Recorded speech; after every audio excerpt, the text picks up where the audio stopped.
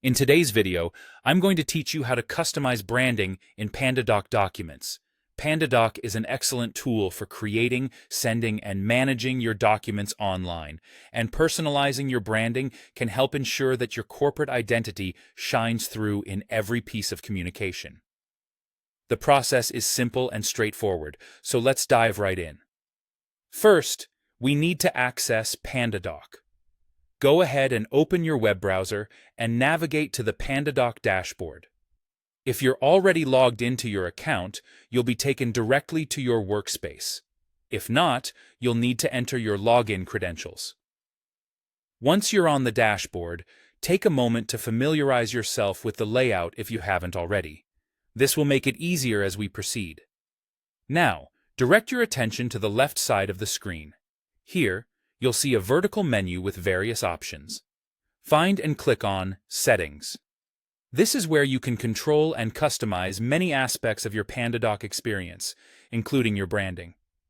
Once you're in the Settings section, look for an option labeled Emails. Click on it.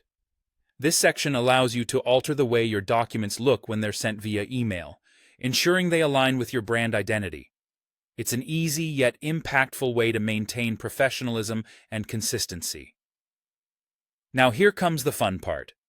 Let's modify the branding elements, starting with your logo. You'll see an option to upload or change the logo that's displayed in your email communications.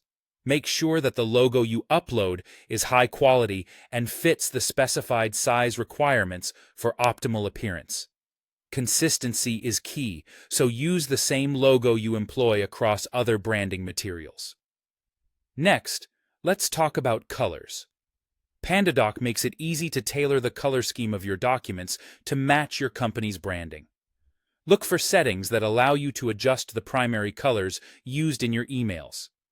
Typically, there will be options to change things like header colors, link colors, and text accents. Choose colors that align with your existing branding guidelines.